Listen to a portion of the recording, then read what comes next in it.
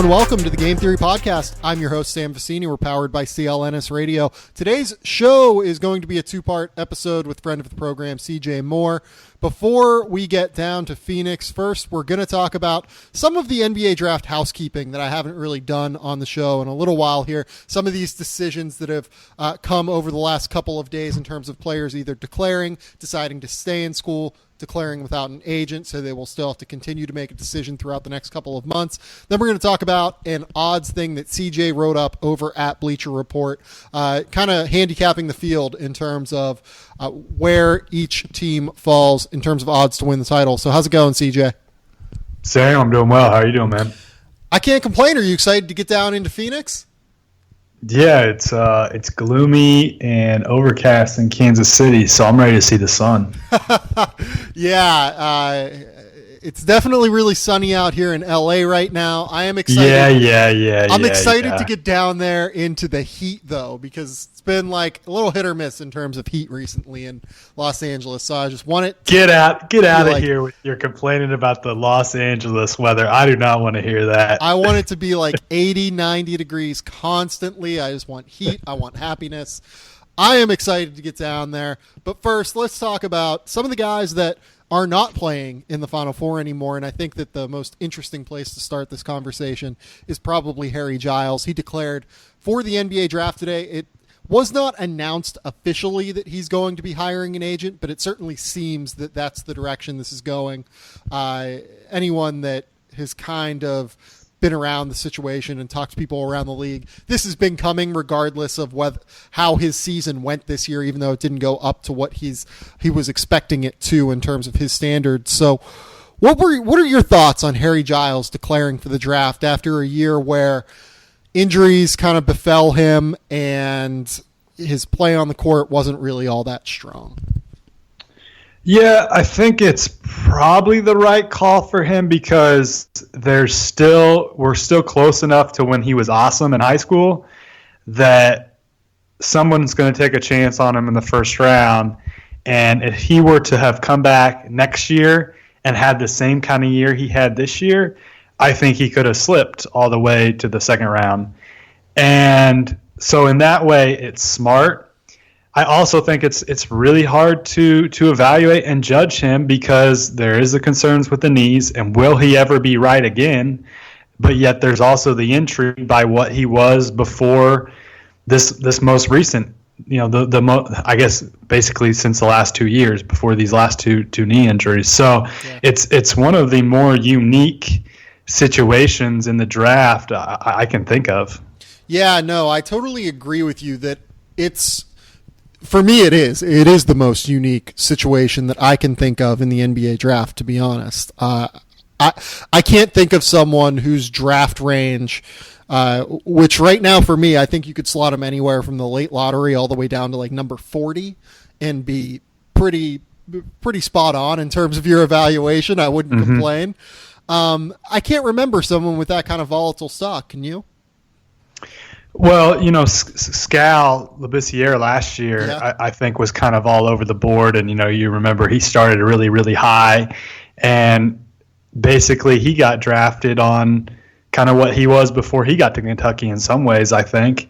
But and by the way, that seems to be working out in the NBA right now because, he's been terrific for the Kings over the last 3 weeks. But a really, really, they're different players. So, so much of what made Giles special before was how well he moved. Yep. And there's that concern with will he ever move that well again. Now, I think we're kind of in a different age where guys usually respond a lot quicker to knee stuff than they have in the past. So that's why I think there's maybe the concern there because, you can tear your ACL nowadays and, a year away, you're back to close to what you were before. So I think that's maybe where a little bit of the concern comes in. And he was starting to show a little bit of flashes late in the year. And I think in a way it was hard for him to really show it off because of roles had been established at Duke and there were other options there that were proven and Coach K was more comfortable with. So it's almost even hard to evaluate what he was late in the year because he never really got a chance to get the be put in the situations to really, really see what he could do. Yeah, I started like kind of making jokes about like everyone getting super excited about the Harry Giles breakout. Like he would get like 2 rebounds in the first 3 minutes he was on the floor, and everyone would be like, Harry Giles, here he comes. And I'd just be like, what are you guys talking about? Like he was so tentative this year. You could tell that the confidence wasn't quite there with him, right? Like it just wasn't where you were expecting it to be for such an elite player. And I don't blame him for it. He is a guy that has undergone now 3 very significant knee surgeries. 1 at the beginning of this year, and then 2 in high school with ACL injuries. So I'm not entirely sure what to think of, like where he ends up in the NBA. He's going to be entirely dependent on the way NBA doctors kind of give him the go-ahead in terms of his knees. Like, He could genuinely, I think, fall out of the draft if the knees are like just awful. I mean, I don't know that. Like, I do not know what the knees look like. I don't think anyone does, especially commenters and analysts on the internet. I don't think anyone knows what the knees look like in that capacity. But if you told me he fell out of the draft because he like the knees just weren't good enough, I wouldn't be totally shocked. I would be surprised, but I wouldn't be like in utter like awe of what just happened, you know? And here's the other side of it. Doctors could end up evaluating him and say, hey, each one of these things was totally random and not, it's not what his future looks like. It just happens that, he had these 3 different injuries, but there's nothing chronic here. Like these are eventually going to get better. So that's the other side of it. I mean, just because he's had these injuries doesn't mean he's going to have a career where it's a chronic issue and continues to, bother him. Because some guys, they can maybe have bad injury luck for a while, but at some point they get past that, and they are what they were before those injuries. So, the worst case scenario for him, I think, is that like he turns into a Greg Oden where he just can't overcome what has happened to his knees. But there's also a possibility that eventually he gets right, and all of this was kind of random bad injury luck, and we'll see in a year or 2 from now kind of the guy that we saw back in high school. Yeah, and I mean, like, if the doctors say like structurally there are no issues, I think he should be a lottery pick. Like I had him. I think he is the best prospect healthy, and Harry Giles healthy is a myth at this stage in a lot of ways because it just hasn't happened over the course of the last 2 years. But like, if he was fully healthy, I think he was maybe, if not the best draft prospect since Anthony Davis, which makes all of this so incredibly difficult to figure out because he's such a hard worker. He's a great kid in terms of like, he's going to check all of the boxes off the floor. He is a guy that, is tailor-made for the modern game. He has incredible rebounding instincts. He plays hard. He has the potential to shoot it from like, I would say 20 feet at least. Great touch. And plus he's one of the best lateral athletes at like 6'11" with a 7'3" wingspan that I think I've ever seen when he was healthy 2 years ago. So it's a really difficult nut to crack for NBA teams, and I don't envy their position right now because someone, I think, is going to take a chance. Realistically, I do think someone's going to take a chance, and if it's a first rounder, second rounder, lottery pick, we'll see, but it's going to be a really tough decision, I think, basically. Yeah, I'm not sure I was there as far as some people were on him, just because I could see the skill, but it was still a work in progress. And so I don't know that he's a no-brainer, like the skills are going to develop for him to just be this superstar. But in terms of a modern-day defender and switchability and able to move, I mean, that's really what I think set him apart from a lot of guys and makes him so intriguing in a modern day game because of what he can do in the defensive end. And then also, at the very least, he was going to be a good pick and roll finisher type just because he could move so well.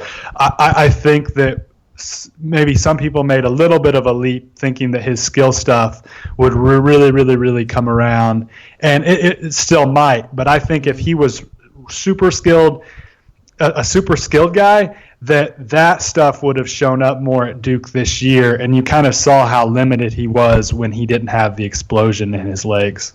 Yeah, I think part of it was that he is such a hard worker and such a good kid that people believed, including myself, that he would figure it out. You know what I mean? Like, we just figured he'd get it together skill-wise. There are a lot of guys, though, we want to talk about. We're going to talk about Harry Giles on this podcast for the next 3 months, I'm sure. So let's move on. Edmond Sumner declared today. He is another guy with knee issues. He tore his ACL this year. He's had some injury issues in the past. He decides to declare. It certainly seems like he is not going to return to Xavier and is going to return or is going to go pro. What are your thoughts on him? Because I was someone who was starting to get relatively down on him even before the knee injury in terms of his NBA stock. Yeah, I like him okay as a prospect, assuming he's healthy because of the speed at which he can operate at. But at the same time, not a lot of the pieces are there. I mean, he has the speed element, but really, what else does he have? He's not a great shooter. I don't know that the feel's really at a next level. And I'm trying to think of a guy that would be comparable, maybe like there's one guy the kid that came out of Texas a few years ago that left early. Isaiah Taylor? Not Isaiah Taylor, even before him. Kind of Isaiah Taylor-ish, but the Mike Cabango. Yeah, yes. That's an interesting one too. There's almost like an element of that to him where, like, yeah, the speed is there, but what else is there? So he's a kid that I really think should just be testing the waters and getting information from NBA teams and then going back and improving on the things he needs to improve on. Yeah, and Mike Cabango ended up going undrafted, if I remember correctly. He left as a sophomore as well, just like Sumner is going to be doing here. The comparison for me is Michael Carter-Williams. You see a big guard who really can't shoot the ball at all, who has tremendous quickness, and that athleticism kind of carries the way at 6'5", 6'6", and it makes you think that he has a lot of defensive potential. And I think he was actually fairly useful defensively this year for Xavier. Yeah, I just don't see the skill level. Like, I don't think his vision's all that great. I don't think he's. I was going to say shooter. I mean, Carter Williams really had great vision. Right. I'm not sure Sumner has that level of vision. Yeah, that's a really good point. I think someone takes a shot on Sumner, again, assuming that the medical tests structurally and everything at the surgery check out okay. I think someone takes a shot on him in the second round, but he's like tailor-made for these two-way contracts that are coming in the NBA. He is a major project for a team to undertake, but at 6'6", and we're not joking here, this guy is an elite level athlete, even by NBA standards, in my opinion, in terms of quickness and in terms of leaping ability. It's kind of like, it's like Derek Jones last year, where he's probably more skilled than Derek Jones, but Derek Jones is such a high-level athlete that he's even playing for the Suns right now and starting games, even though they're way out of it, and it helps to be in that situation. But it's kind of that situation where you have this just canvas of athleticism, and it's going to be incumbent upon the team to like paint over with skills, basically. Yeah, for sure. I think that's all there is to say on Sumner. I mean, it surprises me that it's sounding like that he's definitely going to go in the draft because to me it makes perfect sense for him to get feedback, and if he gets enough feedback that says, hey, you might be a first round pick, then come out. But I don't think he should tie himself down to that decision like it sounds like he is. Yeah, I agree with you there. Let's talk about we're not going to talk about here. We're going to talk about who we're not going to talk about. We're not going to talk about Lonzo Ball, Dennis Smith, John Isaac, all of those guys that we're going to talk about again for the next 3 months, right? These guys are elite level prospects. It was obvious they were declaring from the start of this season. Their decisions aren't really all that interesting to me. The two most interesting decisions to me coming down the stretch here in terms of whether or not they're going to hire an agent and officially go to the NBA draft are Jarrett Allen at Texas and John Collins, among guys that have decided to test the waters. So they're both pretty flawed 19-year-olds. I believe Jarrett Allen's 19 now. John Collins is a young sophomore at 19 years old. Where do you fall on those guys? Do you think that they should be in the consideration late lottery? I think that they're both first-round picks if they declare, but where do you fall on what these guys can do? Yeah, I think they should both be in consideration at that late lottery stage. To me, Collins, just from in terms of his body and where he is athletically at this point, I know he's a little bit rough around the edges, but farther along to me as a prospect than Allen. I think he makes more sense as a guy that can make that leap right now. Mm-hmm. I think that Allen, strength-wise and just kind of feel-wise, will struggle and is more of a project type at this point. Although I see, why you would make a leap because he's got the touch and the length, and he's pretty darn skilled for his size. So that's kind of where Collins makes more sense right now to me. For Allen, I think I understand why he would go to the draft, but at the same time, I think he could come back and really, really help himself and potentially be like a top 5 pick type if he kind of gets the strength and becomes a more dominant college player. I think I agree with you on that with Jarrett Allen. I think that he showed so much late in the year. If you look at his conference-only stats, which is like typically freshmen, eventually they hit a wall once they start going up against tougher competition, right? It's just... And he got better. He got way better as the season went on. His true shooting percentage went up to 60%. His defensive rebounding rate, which was kind of a disaster early in the season, it actually jumped to like 22% in the Big 12, which for a freshman big man is pretty solid. The key with him is that he still, I feel like, doesn't react to what's happening around him quick enough. Mm-hmm. He's not as good of a shot blocker as I anticipated coming into college. There's a little bit of scowl there, kind of scowl type stuff, A little bit, not to that level, but like the picking up things and being able to in game stuff. There's a little bit of scowl there, reaction level type things. They're different players, but I agree with you. That's a really good comparison in terms of just someone trying to figure out the college game. He's actually a year younger than Scal was in college, too, I believe, because Scal was kind of an older freshman. I would like to see him react better in terms of passing the ball and getting rid of it before he turns the ball over, because he actually has like a 20% turnover rate this year.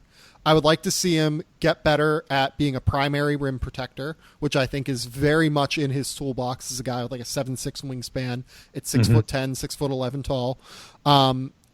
The fouls, I would like to see him cut down on them, but it wasn't like a total disaster this year. I think that, like you said, he's a guy who could really help himself. In John Collins' case, I think, man, he's a really tough one too, because on some level, if he came back and improved defensively, he would be a top 10 pick next year. On the other hand, if he came back and showed the same kind of defensive deficiencies, he would potentially just fall out of the first round, I think, because the problem is with guys like Collins. Collins, I was told by Evan Daniels, has a negative wingspan at 6'10", isn't a good reactive defender. He moves his feet really well, and he might have a shot eventually to get to the point where he can defend, but he's not there yet. And I just worry that as the big man position in the NBA starts to move more toward defense-first guys that can rebound, that can play in the pick and roll. Collins can do the offensive side of it. He hasn't shown anything nearing the defensive side of it. And whenever you're talking about a situation, and I talk about this all the time in terms of economics, right? So you can just look at it, simple supply and demand. The supply of big men is still the same, basically, in terms of the way that there are a lot of big men in college that are trying to get to the NBA that have a certain level of skill. But the demand is falling in the NBA. You want guys who are more 6'7" to 6'5", like 6'8" wing players to play that floor position. So the demand for these types of players like John Collins is falling. And I just hope that if he does decide to stay, it doesn't end up backfiring on him if he measures poorly and doesn't test well athletically, because he's more of an in-game player, right? Like, he's a guy that has a tremendous motor, who attacks the glass and does everything well when you see it in-game offensively. But outside, I just wonder if it's going to test all that well, and if the pre-draft process could kind of eat him up a little bit. Yeah, I want to hit on him, and I want to get back to Allen here in a second. But I think that, one, Danny Manning, I mean, the progress he made in this last year is incredible. Point. That's a great point. And what better guy to spend another year under than Danny Manning? Because, I mean, we saw what he did with Kansas bigs when he was at KU. And, I mean, I think this is one of his best achievements in what he's been able to do with John Collins. And so, you know, that's one reason in the stay category. With Jarrett Allen, I'm also intrigued by what he can actually do if he plays with a point guard. Yes. I mean, Texas guard situation was a wreck this season.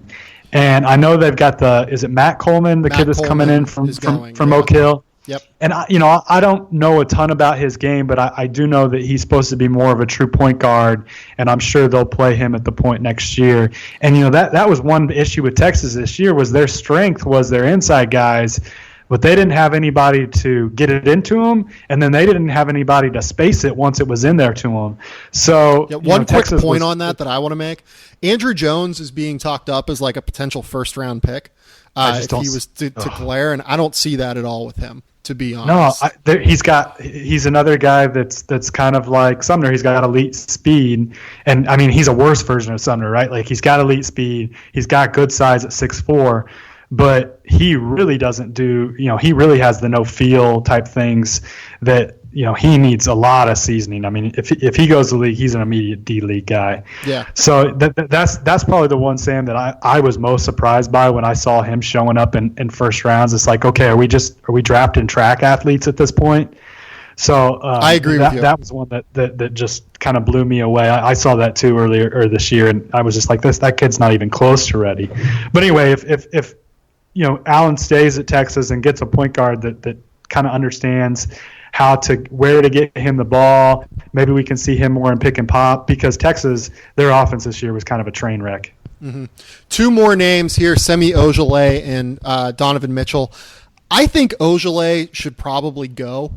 I don't really see his stock getting higher. I have him as a late first-round pick because I really like the ability to switch defensively. He's actually a guy that can guard for us defensively as well as keep players in front of him offensively in pick-and-roll settings. He's kind of like the comparison I've been saying defensively for him is he's kind of like Harrison Barnes, in that he has great lower body strength and he can really push guys off the block on the post, but he's also really quick and agile on the perimeter and able to guard pick and rolls and do some quick switches. Not like he's guarding point guards like for full possessions, but he can do some quick switches to at least like alleviate anything that happens on the perimeter defensively. Where do you fall on Ojeleye? Do you think that he should go, stay, anything, any strong takes there?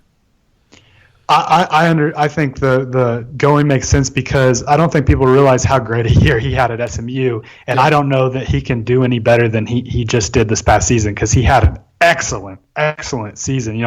Maybe it doesn't get as much attention because they only they're one and done in the tournament, but super slow tempo too. Yeah, and the numbers he put up this year were just incredible. So I don't know that he can really do anything to help his stock by coming back another season, unless he looks at it as, okay, next year's not going to be as strong a draft, so I stick around, kind of repeat what I did, and then maybe I go a little higher because of that. But other than that, I mean, I think he's a guy that probably makes sense to come out. Yeah, he's a little bit older than I think what people realize as well, because he took that year off at SMU. He's either 22 or 23. Like he's actually quite old. Donovan Mitchell. I've been high on Donovan Mitchell. I still have him as like more of a late first rounder. He's starting to like creep up in like Draft Express and some other people into like the mid first round. I'm not quite there with him, but what do you think about Donovan Mitchell? Yeah, he's intriguing in that he's almost like, I'm going to throw out this name, and it's going to sound a little ridiculous, and I'm not saying he's going to be that kind of NBA player, but there's almost like a Russell Westbrook-ness to him where, he's in a really, really good college program. The numbers were pretty good, but even better than Westbrook, but he's just like this crazy athlete that you just kind of want to see. I think it's worth drafting him to just kind of see how it goes. The one concern you have with him is I don't think he can play point guard. And so he's a little bit undersized as a 2, but yeah, he has like a crazy wingspan, right? He's like right around 6'9", I believe, in terms of wingspan. That's pretty good for a 2 guard. Yeah, it's a +6, I believe. Yeah, I don't think he's, I don't see him having much problem guarding 2 guards at the next level. So I think that's what he is. You wonder, how good can the shot get? But I thought he really made some big improvements in the last season, just in terms of being able to make plays off the bounce, in terms of being able to kind of have a little bit of an in-between game, and then his jumper was serviceable. Mm-hmm. So, I think he's a guy that I would be intrigued by in like the 20s, just because it's hard to get that level of athlete at that point in the draft. And he's a guy that I think has been continuing to trim upwards. And, when a guy makes kind of the jump he made from his freshman to sophomore year, it tells me that he's a worker. And, those are the type of guys that really succeed in the NBA, the guys that are next level athletes, and then they work and they get themselves to, a higher level. So I really like him as a prospect. Yeah, I've written this story before. I don't know if I've told it on the podcast, but last summer at Adidas Nations, I was lucky enough to just kind of get a chance to chat with him. But before I got a chance to chat with him, after the event ended for the day, I think it was like the first or second day of the camp, he did a full hour-long shooting workout after everyone had left the gym, just because he knew that that's what the problem was in terms of his NBA stock. He really, really worked his ass off to improve his jump shot this summer. And I got a chance to talk to him about it, and he told me all sorts of actually really interesting things, like how he used to, not follow through on his jump shot because he was so worried about getting back on defense, and how he needed to be a bit more balanced and stuff. We actually went into he was very self-aware in terms of what his problems were with his jump shot, which was really interesting to me. I agree with you. I'd take him in the 20s for sure. I don't know if I would take him in the teens necessarily, because I think that, and while that that designation is kind of ridiculous, I do think that he does have some offensive questions that worry me still, including the jump shot and extending it past the three-point line in the NBA. Let's talk about some last group of guys here that have officially signed agents. That's going to be Ivan Rabb, Dwayne Bacon, Jawun Evans, LJ Peak, Tyler Lydon. All of those guys are officially in the draft now at this stage, given the fact that they have signed agents or are planning to sign agents. Did any of those choices surprise you? Is anything there kind of stand out to you as a story? All right, go through the list one more time. So we'll go through one by one. Ivan Rabb. All right. I think he almost had to come out. He's one of those guys, and I hate seeing this happen, where he comes back and his stock falls. Yep. I think in recent memory, most of these guys who have made that decision to come back and we're in the lottery to 20-ish, just out of the 20-ish range, they've usually helped themselves, and so it's been good to have all those examples out there where guys can see, hey, I can come back and I can improve my stock and I can get better at the college level. And he's one guy that I'm not shocked he didn't, because when you watched him on the high school circuit, I felt you always kind of wanted more from him, and he didn't have that aggressiveness to him that just kind of great players have. I want the ball, you guys need to give me the ball. There was just kind of a I don't know how to word it, but he doesn't have that dog in him. And I think that's kind of what maybe hurt him a little bit in his college career, was he never had kind of that take charge mentality. And then you also, the longer you see a guy like that, you start to worry about, okay, how does he move? How is he going to fit in the modern NBA game? So, it makes, I think at this point he probably comes out just to quit hurting his stock. Yeah. I agree with you. I think it's probably the right choice for him. I personally don't have him as a first-round pick right now, but I can see it if a team likes him as a third or fourth big in the 20s. Mm-hmm. Dwayne Bacon was the second name I mentioned there. I should also mention that Xavier Rattan-Mays at Florida State is also turning pro.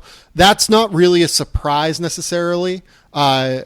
If you kind of heard some murmurings around it last year, there were thoughts that he would do the same last year. He's actually pretty old as well for a junior. I think he might even be 23 now. What are your thoughts on Bacon, and if you have any on Rattan-Mays? He's not going to get drafted. He's just going pro. But what are your thoughts on Bacon more than that?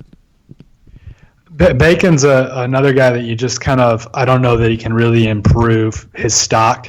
I don't love him as a prospect, but I don't know that he's going to be able to get any better at the college level, do anything more than he did this past season at the college level. So in that way, it makes sense, and I think he'll get drafted. With Rathan-Mays, I think that if you're a guy that's not going to get drafted, I mean, if you're just ready to go play pro ball, I understand. I guess I understand in that way, but what's it hurt coming back to school and just getting that degree when you're not a surefire NBA guy? I kind of always fall in that boat. But if you're tired of school and you're ready to get paid, I can understand that too. Yeah, and honestly, he might be graduating this summer. That I don't know that. Well, there you go. Yeah, he's old enough and he's a junior, so there's a potential. Because he redshirted the first year, right? Yeah. Yeah, I don't know if he redshirted or if he was a late guy, but either way, he might be graduating anyway. It's not a surprise to me that he's going pro, put it that way. Let's go to your neck of the woods, Jawun Evans. This isn't a surprise, I don't think, especially after Brad Underwood left and with the season he had. What do you think of Jawun Evans as a prospect? Oh, man, well, I'll tell you this. I love him as a college player. I think he might have been he might have been the best point guard in college basketball. He was that good. I mean, I think in some ways was even better than Frank Mason this year, although, I think Frank Mason was more deserving of player of the year type things. In some ways, Evans was better. I mean, terrific vision, terrific feel. I think I don't think it was this podcast, but I talked to another. I wasn't sure about kind of his explosion, and I still have those concerns maybe around the basket. Yep. But I think he's faster than people realize. He can, when he has the ball in his hands, he really, really moves well. I like him as a prospect just because I think he's so smart and so skilled. He's gonna figure out a role in the NBA. Yeah. He's a tough one for me because you brought up the biggest point that worries me. He's really not good at finishing around the rim. He was something I want to say he might have even been in the teens in terms of percentile according to Synergy. Doesn't have a lot of lift. So much of it is just floatery stuff. And plus at his size, he's 5'10". If you would make me guess, maybe 5'11". He's going to be a problem defensively for the team that he's on. There are just too many big point guards in the NBA, and he's not necessarily a high-level defender. He's okay for Oklahoma State, but he's not a high-level defender by any stretch. So he does have the kind of frame, though, that you look for in these smaller guards. He's thick. He has crazy jets, like you said. That the speed is a genuinely elite skill to me in the NBA, I think. He is fast enough to where he will be fast in the NBA. And he's so good in the pick and roll. He just has incredible instincts in the pick and roll. Good passer. Has learned to shoot the ball really well. If you remember coming into Oklahoma State, he wasn't a great shooter coming into Oklahoma State. He's turned into a solid, I think he's probably going to be a 38, 37% three-point shooter from the NBA 3. Has a really good mid-range game. He's the prototype backup point guard in today's NBA that can potentially move into a starting role at some point. That has value. I think that he's probably going to end up as a first-round pick by the time it all gets said and done. I would have a hard time seeing him fall to the first round because there is value in having a really, really, really good backup and getting that guy, in the first round. So I think sometimes we try to just okay, who can be a starter? Like there's very not a lot of guys end up being starters that get drafted. So I think that I would have a hard time passing up on him if I'm like a team in the 20s that needs at least a backup point guard, because I think he's going to figure a lot of things out. And we talk about the struggle to finish around the rim, and that is a concern. But at the same time, he had to score on that Oklahoma State team. He might get on an NBA team where he realizes he can't do that kind of stuff, and he doesn't try to. Yep. So, I mean, it's also a different game where, you don't always have to do as much as you did in college. So I just think he's a guy that figures it out. And he's one that I'm probably a little biased on just because I love him so much as a college player. So do I. To be honest, if he would have decided to return, I think he would have been my National Player of the Year preseason next year. And look at they end up first in adjusted offensive efficiency, right? Yeah. I mean, how insane is that? I mean, I think that speaks to his ability more than just about any other stat you can throw out there. I mean, he took that group and he made them the best offense in the country. That's just insane. Yeah, I agree. LJ Peak from Georgetown, he's not a guy I'm super high on. I think that our good buddies over at Draft Express, John Gavoni, Mike Schmitz, have him somewhere in the 60s right now, and I don't see that with him, to be honest. He's not a shooter. He's a 6'4" guard who kind of turns it over a lot. Decent passer, but probably also not a point guard at any point in his NBA career. He's a 2 guard that struggles to shoot the ball and can kind of get to the rim, I guess, and draw fouls. It's what's he really do well? He creates shots for sure. It's just I don't know that it's going to translate to the NBA. Yeah, I mean, he's the one that he's a D-leaguer, so yeah. I don't think he gets drafted. I think somebody gets him on their D-League teams and sees if they can develop into something. But I'd have a hard time seeing him get drafted. Yeah, a sneaky thing there is he's a Team USA guy. I think he was on the U19. Is that right? At one point, it wouldn't surprise me if someone with USA connections kind of hooks him up with a draft pick. You know what I mean? Yeah. The last guy here, Tyler Lydon, really roller coastery kind of season because he didn't start great and then he really turned it on right around the time that they played Georgetown, which is funny given that we just talked about LJ Peak. And then later in the year, he was only okay again. Do you think he's a first-round pick? I have him right on the borderline right now. I have him right at 30, I think, on my board. Yeah, he's a tough one because, does he play like that kind of small 4 in the league? He moves pretty well, but you didn't get to see him play man-to-man defense. Yeah. So that's something that you wonder it's a big about. Question mark. Yeah, and but I think he's a legit shooter. I think he probably really helped himself through USA basketball. I was there in Colorado Springs, I think the summer before his senior year of high school, I believe. Mm-hmm.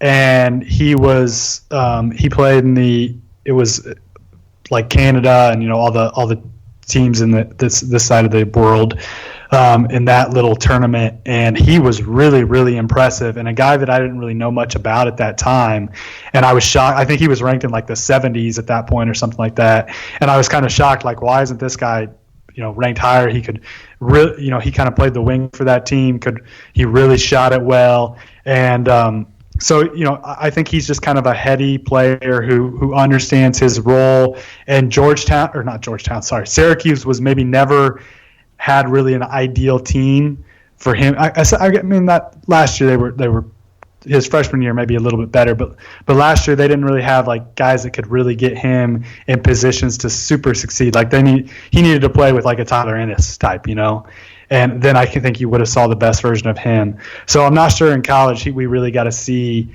what was necessarily the best version of him. So that it just kind of makes him hard with the zone and not playing man-to-man. It makes it hard to where do you place him. Yeah, no, I agree with you there. I'm going to pay some bills really quickly here, CJ. The first sponsor of today's show, MyBookie, it is time to talk to you about the boatload of money you can still make betting on college basketball this week over at mybookie.ag. If you haven't checked them out yet, this is the perfect time to get into the action. The madness of March is here. Lay down some money and score big on college hoops. Join me and thousands of online players and start betting at mybookie.ag. I would only recommend a service that's been good to me and our listeners. That's why I urge you to make your way to MyBookie. You win, they pay, fast and without any hassles. They even have in-game live betting, so you can place a bet after tip-off. You are wasting your time betting anywhere else. Join now, and MyBookie will match your first deposit with a 50% bonus. That's right. If you join with $100, you will get an extra $50 to bankroll and play with on the website. Use promo code THEORY, THEORY, to activate this offer. Visit mybookie.ag today or call 844-900-BETS. Play now and win big at mybookie.ag. Again, that promo code is THEORY, THEORY. Our second sponsor today is SeatGeek. The college basketball season is still in full swing due to the NCAA tournament and Final Four down in Phoenix and Glendale. And SeatGeek is the smartest, easiest way to get tickets to your favorite team's games. With SeatGeek's seamless mobile experience, you can buy and sell tickets in just 2 taps. SeatGeek helps you find the best seats at the best prices, fully guaranteed. There is nothing like being in the stadium for the biggest plays of the year, and SeatGeek will get you closer to the action for a great value. I have the SeatGeek app on my phone. It is by far the easiest way I have found to shop for tickets. I can be anywhere, and with just a few taps, I can instantly find seats. I am going to use SeatGeek to go to Anaheim Ducks games whenever this season ends, when college basketball is done and the NHL playoffs begin. I am super excited to use SeatGeek on my phone, and best of all, my listeners get a $20 rebate off of their first SeatGeek purchase. To get your $20 rebate on tickets, download the SeatGeek app, go to the settings tab, and click add a promo code. Enter the promo code GAMETHEORY, GAMETHEORY. SeatGeek will send you $20 after you've made your first ticket purchase. Again, that is download the SeatGeek app and enter the promo code GAMETHEORY today. CJ, my voice is super tired now after running through all of those ads. You wrote an awesome thing today about just kind of handicapping the Final Four and creating odds on what teams are going to win. Did you use Vegas odds on this? It's funny because to begin with, I just used the Vegas odds, and they're like, we maybe we we didn't send the right message. We needed you to come up with your own odds. I was like, okay, whatever, just make them up. So my editors probably don't want me, unveiling that on the air. But I said, just make them kind of close, and they have like a rule that they have to add up to like 100%. So I was like, you guys do the math there. So I basically went off what Vegas has. That's funny. So you wrote, let's just kind of run through these teams really quickly. You wrote the road ahead, reason to buy, reason to sell, and how they will cut down the nets if they do. So you wrote as the reason to buy, South Carolina's offense is getting better. And this is a question that I talked to Aaron Torres over at Fox Sports about this weekend. Do you think that South Carolina's offense is sustainable going forward?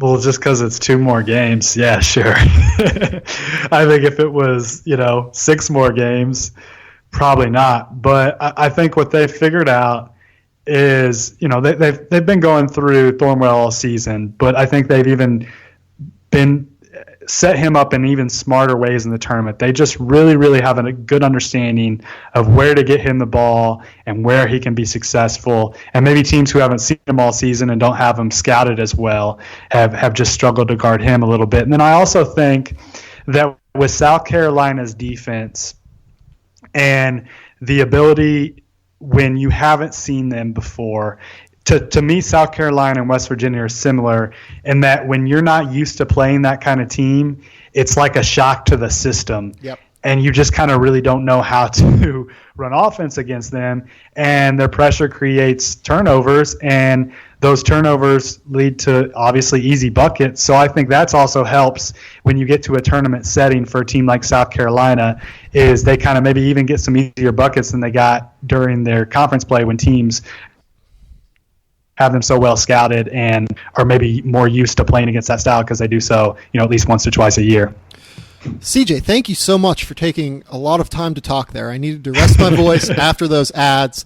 The South Carolina defense is so unlike anything that teams see because it's even different from West Virginia because West Virginia gets a lot of full court turnovers. Mm-hmm. South Carolina's pressure is essentially all in the half court. Like, they just bother the shit out of you in the half court and really get up on you. And it's unlike anything that most of these teams are going to play throughout the season. It's really impressive. And Gonzaga, they have seen West Virginia now. Like, they have played through. I think that helps. Yeah, they have played through the highest pressure they can possibly play through defensively. South Carolina is a different kind of pressure, but it's not quite the same pressure as West Virginia. That was really bad English. I'm sorry. Having said that, I do think playing West Virginia helps, and I do think that Gonzaga has the kind of ball handlers and passing to deal better with South Carolina's defense. And I think that one key thing here is I'm really interested to see the way that they match up with Gonzaga on defense. You put Chris Silva, who's been super foul prone this year, on Shemek Karnowski, who's all kind of head fakes and will basically get Chris Silva in foul trouble in 5 minutes. Or do you put Mike Kotzer on Shemek Karnowski and kind of say, okay, he's smaller, he doesn't have quite as long of arms, he might be able to bang with him a little bit, but he's still so young, and Shemek is 23 years old, and he's tough and he's physical. Is that matchup going to work? I think that is the key. If they can find a way to slow down Shemek Karnowski, either in terms of passing or in terms of just the way that he can score in the post, either by digging down with guards or just straight doubling from the other side of the lane. Like, that matchup is the key for them. They need to find a way to either force turnovers with Shemek or just slow him down and make him less efficient. Yeah, I think the best way to slow Shemek is just try not to let him catch it. Yeah, and so that helps with their the way they are able to press to the perimeter. That's going to help. But if Shemek gets his touches, you just hope they're not super close to the bucket. And to me, I think you double with guards. I think Shemek is too good a passer for you to double with your bigs unless your just rotations are on point. So I think you have to double and dig with your guards and then hope that they don't shoot the ball great from the perimeter. Because Gonzaga is a pretty good three-point shooting team, but they're one of those that, you might bank on them struggling that day and hope that their legs are tired from your pressure and that they struggle shooting that day, because I don't think you want to double with a big and let them get easy buckets around the rim. Yeah, I would imagine that you see a lot of Jordan Matthews and Shemek Karnowski on the same side of the floor in this game, just for that reason. They're going to want to have an elite lights-out shooter on that side, just in case the guard digs and you can trust Shemek to make that pass. Shemek's also really good at cross-court passes, too. So you'll probably he's a phenomenal passer. Any kind of passer you want. He might be the best big man passer in the country. I love me some Shemek. Yeah, so let's talk about Gonzaga and just kind of naturally move into that now. How good is Gonzaga's half-court defense? I think that it is unbelievable the way that they have essentially, I don't even know, like, I haven't talked to like the Gonzaga staff about this point particularly, but like, I just wonder if they are particularly trying to adjust to the modern game of basketball, because they're incredible at protecting the rim, and part of it is just getting the personnel that they have, but they're incredible at protecting the rim, and they're incredible at not only cutting down on three-point attempts, but they've allowed only like 30% from three this year, because they really do a great job of contesting shots. So do you think that that's a possibility? Like, they're just such an incredible modern defending team with the way that college basketball is going. Yeah, and it's awesome that they figured out a way to, because Shemek can't move. Right. But they've figured out a way. He's a little bit more nimble than I think he gets credit for, especially in screen and rolls. But that's true. He's not terrible. But I mean, you can't have him out on the perimeter bunch. But they just figured out a way in their schemes to protect him, and he is a really, really good post defender. I mean, you look at his synergy numbers. He gives up a really, really low points per possession against him, and because he's a wall. I remember talking to Tommy Lloyd before last year, I think, and he told me that like when Shemek contests at the rim, it was something like opponents were shooting like 24%, according to like numbers that they had tracked. Like it was insane. Yeah, I mean he's a mountain, and so they've made him a really, really effective defensive tool. And then Collins is a great rim protector as well, and can move it a little bit more. And then getting Jonathan Williams, I think, was so huge for them, because then they have a versatile defender at one of the big man spots who, you can just kind of plant Shemek in the paint and let Williams roam out more on the perimeter and help in pick and rolls and stuff like that. So yeah, it's a really smart defense. That if they end up playing Oregon in the championship game, I think maybe Oregon might be able to create some problems for them with their speed and just the ability to stretch the floor at almost every position. That would be a challenge. But in terms of guarding South Carolina, unless Dozier really gives them problems, I think they'll be able to handle South Carolina pretty well. Yeah. The matchup that I would like to see in the final is I think I do want to see Gonzaga, North Carolina, because the bigs in that game, it would be the highest level matchup of big men that I can remember in like a title game like this, outside of the Okafor-Kaminsky matchup that we were kind of robbed of in the NCAA final because of foul trouble with Okafor. Like you just have so many those two teams are so deep in terms of their front court. Like they each can go 4 deep with Luke May and Tony Bradley off the bench for North Carolina and Zach Collins and Killian Tilly off the bench for Gonzaga. Like I don't think May is a pro, but 3 of those 4 guys are pros, I think. Oh, and well, for North Carolina, 3 of the 4 are pros, and then for Gonzaga, I think 4 of the 4 will eventually be pros. Yeah. I don't know about all on the about NBA the bench level, guys, but yeah, I agree. Yeah, I mean, I think Tilly's really intriguing as a prospect, and interested to see what kind of he develops down the line. But yeah, I mean, those are, to me, all season, those 2 teams have had the deepest and best front courts in the country. I know, Purdue had a really nice front court as well, but I think, to me, those have been the 2 best front courts in the country this season. And it's rare too to see 2 teams with that much. I mean, share the big men a little bit. Like most teams are struggling to even have one guy that's serviceable as a big guy, and these teams, they both have 4. So it's pretty crazy. And for Carolina, the development of Luke May is like a stretch 4 has just added another dimension for them.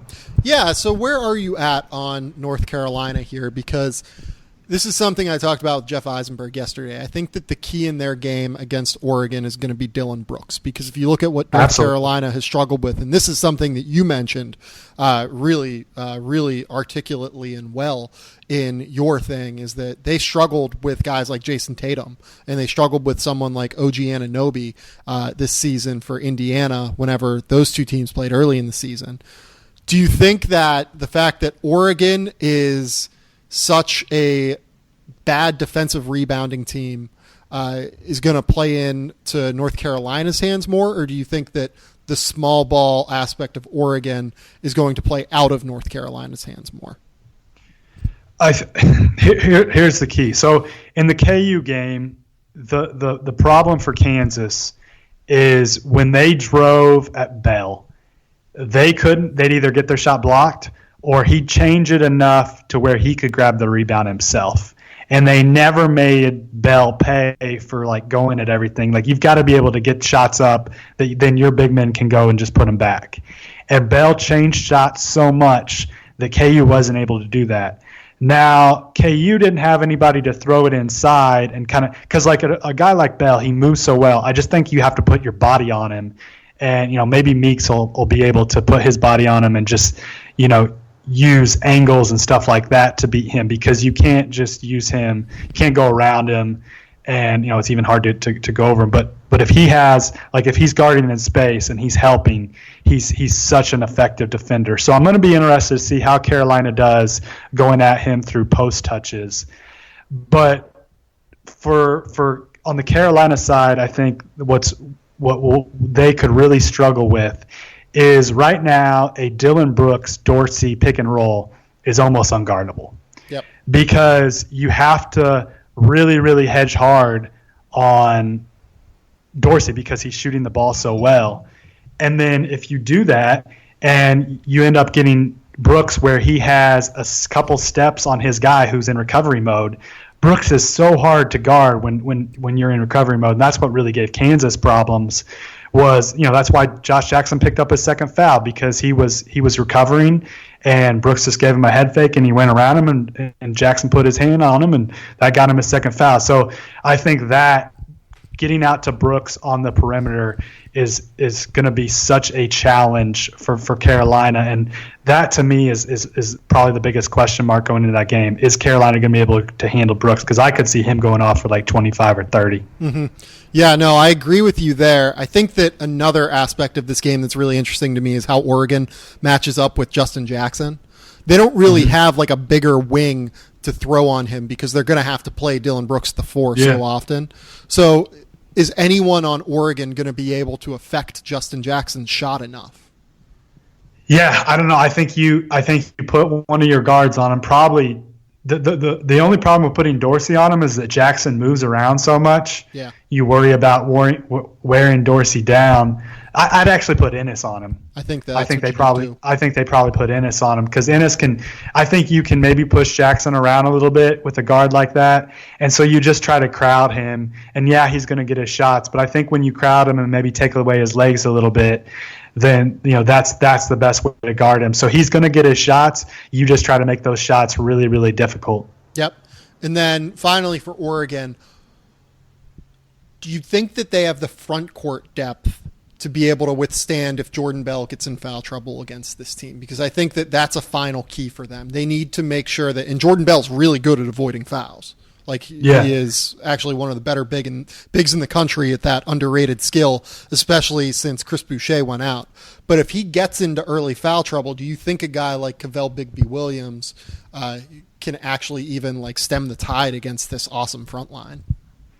I don't. I think Oregon is a little bit like Kansas in that they're vulnerable because of their depth now. And so you take one of those really important pieces away with foul trouble and they become a different team. Mm-hmm. So I think Jordan Bell cannot get in foul trouble. If he gets in foul trouble, and Carolina probably wins.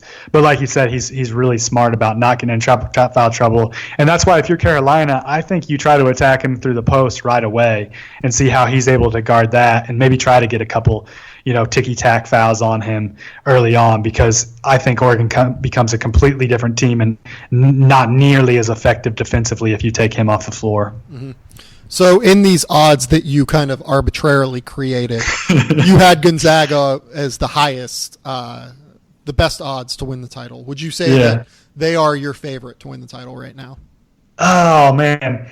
I think so, because they've got, I don't know. I mean, it's hard to call the South Carolina game the easier game because South Carolina is such a hard team to play against. Yeah. But they've got the easier game in the first game, and then with my biggest concern with Carolina is how Joel Berry going to be, because he's hurt both his ankles now in the last couple of weeks. Yep. And if he's not right, I think Carolina's not nearly as good. I think he's the most important. I mean, I thought he was the most important piece for them during their run to the title game last year. So I think when he's not as good, that takes away a lot of, what makes Carolina special, just because he's so good at pushing the pace and things like that. So that's my concern with Carolina. So, yeah, I think Gonzaga and Oregon are the most likely teams to win the title out of this weekend. I mean, it's hard to say that with Carolina. I mean, Carolina's right there too. So those three teams are so close. The odds that I gave are probably, that I would probably give would maybe be a little bit closer putting those three teams together. But who am I to argue against Vegas, right? Yeah, that's a great point. I'm really glad that I had you on, CJ. We always have super high level basketball discussions because I enjoy that you can talk both NBA draft and specific matchups within the college game. I appreciate you coming on, man. Hey, thanks for having me. It's always fun. Do you want to plug anything that you're going to be writing over the next couple days? I have a story idea session this afternoon, so I'll be figuring out what's next for me. But I will be having something come out either Thursday night or Friday morning. I'm arriving. I'm on the red eye Thursday morning, getting into Phoenix. So I will have something on the site on either Thursday night and Friday morning. If and if you'd like, you can. One of the most recent things I wrote was defending Bill Self. So go ahead and check that out if you'd like. And that's probably my most recent big column on the site. Man, we really didn't talk about Kansas enough, and I wanted to bring it up, but we got through so much like interesting other stuff that we just didn't get the time. We'll bring you on at some point this summer to talk about Kansas, I'm sure, and some other things. Because like I said, CJ's the best. You should follow him over at CJMooreBR on Twitter. He does a great job. This has been the Game Theory Podcast. Remember, our sponsors today were SeatGeek and MyBookie over at SeatGeek. You can use the code Game Theory, GAMETHEORY, over at mybookie.ag, just Theory, THEORY, for that promo code. We'll be back at some point. I'm traveling on Wednesday into Phoenix. I'm not sure if we're going to get a podcast up for Thursday, but I'm sure that by the time Friday rolls around, we'll have another one going into the games on Saturday. So keep it locked here. And some ratings and reviews. Yes, subscribe, give some ratings, give some reviews. I would really appreciate that. It helps our ratings in iTunes. It helps get more people listening to the podcast. That would be fantastic on your guys' part. I would really appreciate it. But until next time, we'll talk soon.